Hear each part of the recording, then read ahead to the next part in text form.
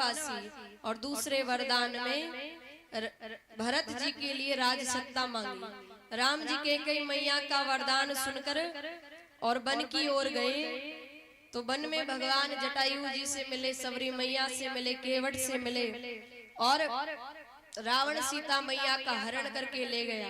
सीता मैया का हरण करने के बाद भगवान सीता मैया को लेकर आए, अयोध्या में आए, राज सिंहासन पर सीता मैया और राम जी का राज तिलक हुआ। और इसी प्रकार संक्षेप में सूर्यवंश की कथा आती है। अब चलते हैं चंद्रवंश की ओर, जिसका हम सभी को इंतजार है। मथुरा के राजा बाबा उग्रसेन बड़े ही धर्मात्मा है। दुर्भाग्य से बेटा कंस हो गया और वो कंस ऐसा कि उसे मार काट में ही आनंद आता है। एक दिन कंस ने अपने पिता ही को, अपने पिता, हाँ सुपारी ना छोड़ी जाए मोह माया तो दूर है। एक दिन कंस ने अपने पिता को ही बंदी गृह में डाल दिया, बाबा उग्रसेन जी को, और स्वयं राज सिंहासन पर आसीन हो गए। और अपना माहौल बनाने के लिए लोगों के बीच, जनता के बीच, कंस ने अपनी चचेरी बहन देवकी का विवाह अपने मित्र वसुदेव से कराया। वसुदेव से विवाह कराया, इतना दान दिया, इतना दान दिया, लोगों को लगा कि अरे कंस, इतना दान तो हमने किसी विवाह में नहीं देखा और इतना अच्छा विवाह कहीं नहीं देखा। तो लोगों के मन में कंस के प्रति छवि बदलने लगी। कंस ने सोचा कि अरे अच्छा है लोगों के प्रति मेरे, नहीं तो लोग तो मुझे यही समझते थे कि ये तो मार काट करता है। तो कंस ने और लोगों के मन में अब अपनी छवि बनाने के लिए कंस क्या कर रहा है, कंस फपक फपक के रोने लगा, खूब जोर से रोने लगा कंस। और रथ से सारथी को हटा के रथ का घोड़ा स्वयं पकड़ लिया। बोले मेरी बहन को तो मैं ही छोड़ कर आऊंगा, इतना प्रेम करता हूं। अब तो लोग और राज सत्ता पर लोग रहते हैं ना, तो वो जनता को बहुत, भोली भाली जनता को बहुत पागल बनाते हैं। तो कंस अपनी बहन को लोगों के मन में बताने के लिए, अपना माहौल बनाने के लिए ले जा रहा है। और सत्ता पर जो लोग भोली भाली जनता को पागल बनाते हैं, फिर विपक्ष के लोग उनकी पोल खोलने के लिए तैयार रहते हैं। तो देवता पोल खोलने के लिए तैयार कि अरे जे कंस तो बड़ा बता रहा है, जरा इसका असली चेहरा सबके सामने तो आए। बड़ा बता रहा है, असली चेहरा भी सामने आएगा।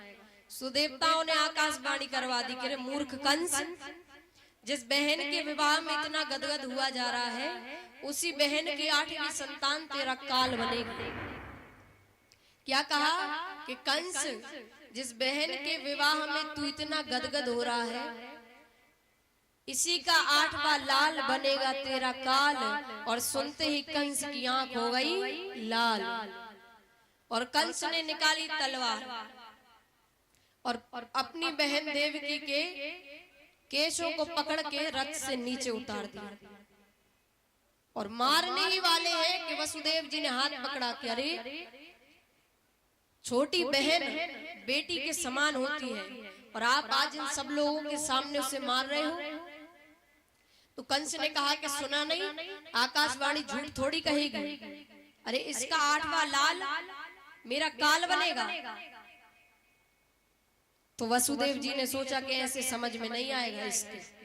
तो वसुदेव जी ने कहा कि एक बात बताओ, तुम्हारा काल देवकी है या देवकी नंदन है?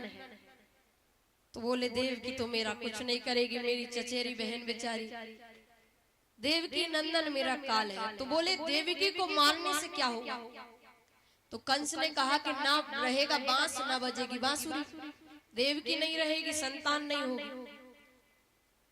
तो वसुदेव जी ने कहा कि मैं वचन देता हूं हमारे जो भी पुत्र होंगे मैं सबको लाकर तुम्हारे सामने रख दूंगा, तुम्हें जो करना है तुम वो करना, जो उचित लगे।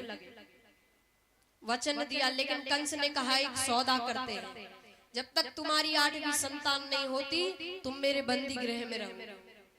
और बंधक बना लिया, बंधक बना लिया। तो अब पहली संतान हुई, पहली संतान हुई, नाम रखा गया कीर्तिमंत, पहली संतान का।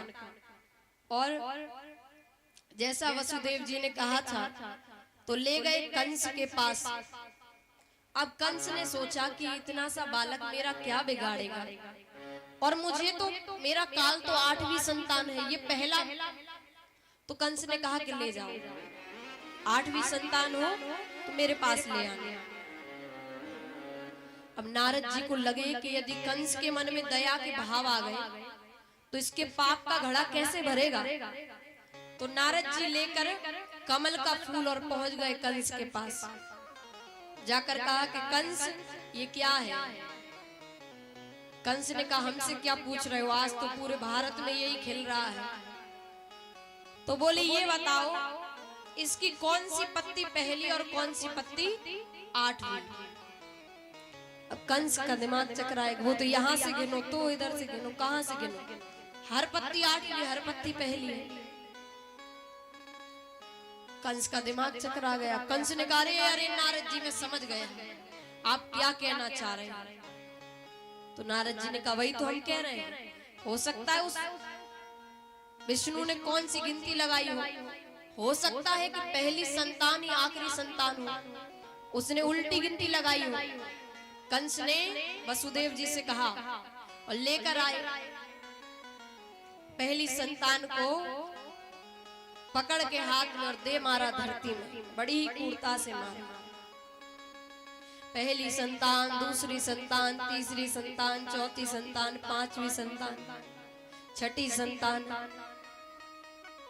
7वीं संतान को भगवान ने शेष नाग जी से कहा कि एक काम करो, राम अवतार में तुम छोटे भाई बने थे, कृष्ण अवतार में बड़े भाई बन जाओ, हमसे पहले तुम चले जाओ। तो 7वीं संतान के रूप में बलदाऊ भैया को भगवान ने भेजा। अब बोले कि राम अवतार में तुम लक्ष्मण बने थे, अब इसमें बड़े बन जाओ, बलदाऊ बन जाओ। और भगवान ने योग माया से कहा कि योग माया तुम जाओ और जो 7वीं संतान शेष नाग देवकी माता के गर्भ में है उन्हें जाके कर्षित करके रोहिणी माता के गर्भ में भेज दो, रोहिणी माता के गर्भ में भेज दो। और तुम जाके यशोदा मैया के पास सो जाना, छोटी सी बालिका का रूप बना के। और कहा कि फिर देखो तुम्हारी पूजा होगी। जब कंस 8वीं संतान को तुम्हें मारने आए तो फिर देखो तुम्हारी पूजा होगी, दुर्गा के रूप में पूजी जाओगी, शारदा के रूप में पूजी जाओगी, भद्रकाली के रूप में, कात्यायनी के रूप में, काली मैया, न जाने कितनी माताओं के रूप में तुम पूजी जाओगी। योग माया बड़ी प्रसन्न हो गई और शेष नाग जी को, बलदाऊ भैया को देवकी माता के गर्भ से कर्षित करके रोहिणी माता के गर्भ में भेज दिया। अब बारी आई 8वीं संतान की। 8वीं संतान की अब बारी आई तो मौसम ही अलग है, मौसम ही अलग है। 8वीं संतान की बारी आई, अब भगवान आ रहे हैं तो देवता सब भगवान का स्वागत कर रहे हैं। इतना सुंदर मौसम लग रहा है मानो भगवान से मिलन का आज इतना सुंदर मौका आ गया। आज हम सभी यहाँ पर भगवान का जन्मोत्सव मना रहे हैं। तो ये आपका गांव नहीं है, ये मथुरा बन गया है जहाँ पर जेल में भगवान अवतार ले। भगवान का जन्म हो गया। क्या महाराज, भादों का महीना आ गया, कृष्ण पक्ष आ गया, अष्टमी तिथि आ गई, रोहिणी नक्षत्र आ गया, हर्षण योग आ गया, मध्य रात्रि के 12 बजे, मध्य रात्रि के 12 बजे समय हो गया।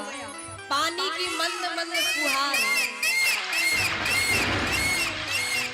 भगवान का स्वागत कर रही है। भादों में भी नदियों का जल इतना निर्मल हो गया है, प्रवाहित हो रहा है। भादों के दिनों में भी नदियों का जल इतना प्रवाहित हो रहा है। अष्टमी तिथि में भी चंद्रमा पूर्णिमा के चंद्र की भांति चमक रहा है, इतना सुंदर। मध्य रात्रि के 12 बजे और भगवान देवकी माता और वसुदेव जी के समीप चतुर्भुज रूप में प्रकट हो गए। बोलिए कृष्ण कन्हैया लाल की जय हो। जैसे भगवान प्रकट भये तो जैसे राम अवतार में कौशल्या मैया ने कहा था कि मम उर सोवासी सो उपहासी, तब भी भगवान चतुर्भुज रूप में प्रकट भये थे। तो कौशल्या मैया ने कहा था कि कोई मानेगा कि ये मेरा पुत्र है। ऐसे ही देवकी माता भी कह रही है कि इतने बड़े कोई मानेगा मेरा पुत्र है। तो भगवान ने कहा कि देखो मैया, बड़े रूप में मैं इसलिए आया हूँ क्योंकि मुझे आपको कुछ बताना है कि थोड़ी सी देर के लिए मैं आपके पास आया हूँ। अपने पति से कहो, वसुदेव जी से कहो कि मुझे गोकुल छोड़ के आए। जब मैं छोटा सा बन जाऊं तो मुझे गोकुल छोड़ कर आए। और भगवान छोटे से बन गए। भगवान छोटे से बन गए तो रोए नहीं। आप एक बात ध्यान रखना, भगवान रोए नहीं, चुपचाप है। क्यों? राम अवतार में रोए थे तो दास दासियां मंगल गीत गाती आ गई थी। अगर कृष्ण अवतार में रो लिए तो मामा आ जाएंगे लाठी बंदूक लेके। तो भगवान रोए नहीं, भगवान चुप हैं बिल्कुल। और बिल्कुल भगवान छोटे से बन गए। और वसुदेव जी से कहा तो वसुदेव जी भगवान को टोकरी में रखकर, और आइए सभी लोग भगवान का स्वागत करेंगे। स्वागतम कृष्णा सुस्वागतम कृष्णा, स्वागतम कृष्णा सुस्वागतम